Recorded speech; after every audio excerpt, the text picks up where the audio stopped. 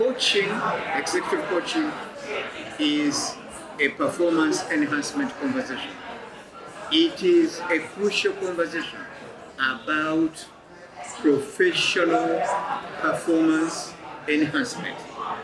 We are going to converse this evening on what coaching is and why should anyone be coached. How is coaching carried out? When and where is coaching carried out? By who? And also, ultimately, at the end, we are going to talk about the return on coaching investment. Ladies and gentlemen, coaching can best be described by the very word coach. Coach today stands for, as an acronym, C stands for competence. What competence do you want to develop? So that's the first C. The O is the outcomes that you are looking for. And the A is the actions that you must take. And CH is checking to see whether you are achieving what you set out to achieve. So coach ensures that you build, you grow. The word grow in coaching, again, is an acronym.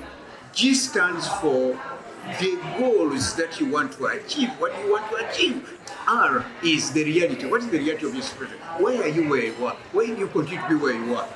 What is it that is preventing you from moving forward? And O are the options that you have to move forward. And W is the will to go forward. So that is in coaching. Coaching drives growth. There is no champion in anywhere in the world that can excel or has excelled without a coach. It doesn't matter which human endeavor. Coaching is an essential part of us today. So that's what coaching is. Coaching is a conversation. And the person who coached, many scholars call this person coachee. I, as a coach, I call this person thinking partner. So me as a coach, I'm a thinking partner, along with my thinking partner. Is a partner. Coaching is a partnership. It is a partnership that is very structured, using everyday experiences to create learning experiences. But you also need someone who asks. A coach is not a teacher. A coach is not a counselor. A coach is not a therapist. A coach is not an advisor or instructor. A coach works around performance enhancement, strictly professional growth. A coach focuses on asking questions and not telling you what to do. So a coach uses questions to enable the conversation to go forward. So it's a conversation that is essentially driven by the coachee or thinking partner. That's what a coach is. We need coaches because each one of us needs a very clear challenge in everything we do. We need a degree of humility to know one thing, that yes, I am good, but I can be better. They were excellent thinkers and innovators in the first industrial revolution, which ran from 1750 to 1870. Excellent inventors. The ones who discovered, who invented the steamboat, the ones who invented the steam engine. Let's look at the second industrial revolution that started in 1870 to 1945. And you got some people like Thomas Edison who created electricity. Still, society and mankind was pushing boundaries of innovation and enhancement in terms of performance. Between 1945 to 1999, we had the third revolution. And one of the best people who remember this one is Steve Jobs. And we created, this was what we call the information age. Between 1999 and now, we are into the fourth industrial revolution. So mankind, by the very nature of mankind is driven by creative and imaginative ingenuity. This requires a coach to spark off this. In a normal work environment, we have got individuals who are stuck. They have got high skill and low challenge. they get stressed. There are also individuals who have low skill and a very high challenge. This in itself creates problems of its own kind. But we need a new conversation. What is important to you? So coaching is important because it builds on our values, it builds on our beliefs, it builds on our goals. Professionally, that is where coaching is. How is coaching carried out? Coaching is carried out one-on-one, like I'm speaking to you now. Coaching takes place also on the phone. Coaching can take place using Skype. So we've got what we call physical one-on-one, but also virtual coaching. Because it's a conversation. Where, how coaching takes place and when is also agreed upon from day one.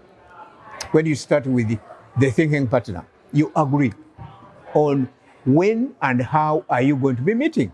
This should be at the absolute convenience and the comfort of the coach.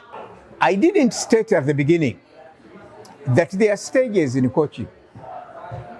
The first one, according to the International Coaching Federation, an agreement is signed between the coach and the coachee, the thinking partner. This agreement states clearly the International Coaching Federation standards and modalities of the conversation, the standards of conduct.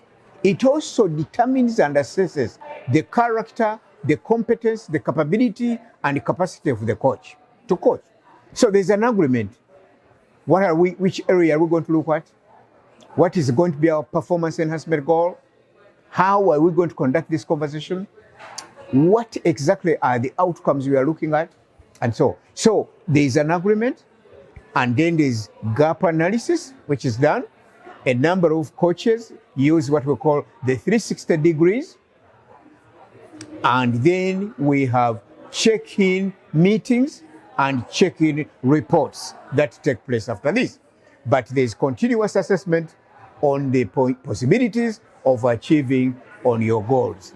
I would like to mention that there is a coaching guide that we have prepared where there are tips, techniques, tools and templates for conducting what we call an effective coaching session. Let's look at the return on coaching investment. The return on coaching investment is observable. It is also documented. It can be quantified in terms of assessment. So if we are coaching a CEO or coaching a team leader, we have regular check-in conversations to say that our original performance enhancement goal was, number one, response time to decisions, to challenges. One other challenge that we identified is team cohesion, focus, and energy that the team leader is supposed to build. Using quantitative metrics to determine the improvement in all those key areas of performance. The other return on coaching investment is in a conversation that can be structured around a template that I as a coach, share with you that this is what I'm seeing in terms of your results. But also in terms of relationships, this is what I see.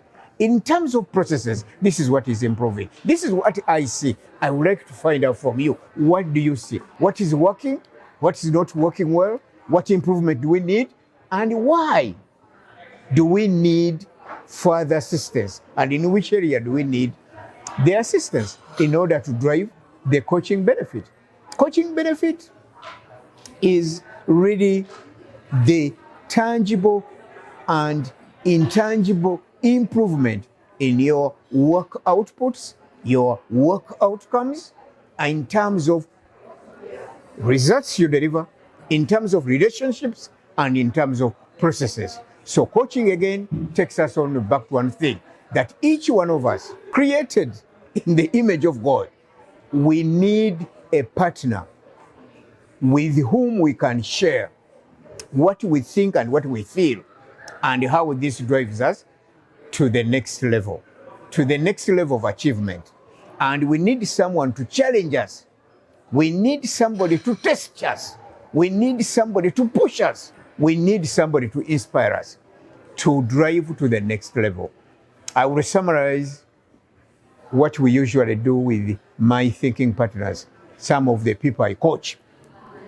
I usually ask them every single month, can you please listen to about 5 TED Talks? In the area of concern, the performance enhancement area, I ask them also, can you please attend 1 or 2 international conferences in your area, subject matter area, on YouTube? You don't have to travel there.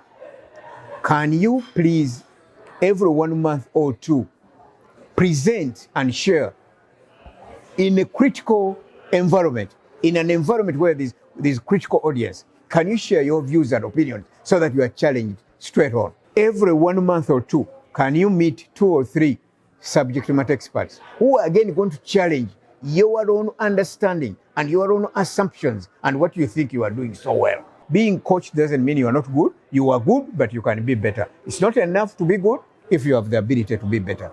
So these are some of the challenges that enable a coach to challenge deeply held mindsets and assumptions and views of our success. At the center of coaching is 2 things: humility, the acceptance that you know a lot, but you don't know enough. At the center of coaching is trust. And I want to conclude with the word trust. Trust is an acronym. T stands for both of us will be truthful to each other. T stands for truthful. R stands for respect. We shall have mutual respect.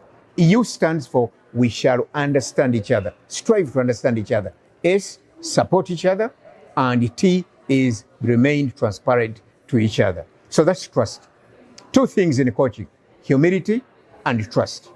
And driving the process forward in accordance with the International Coaching Federation guidelines, standards of conduct, and also professional excellence. Thank you very much.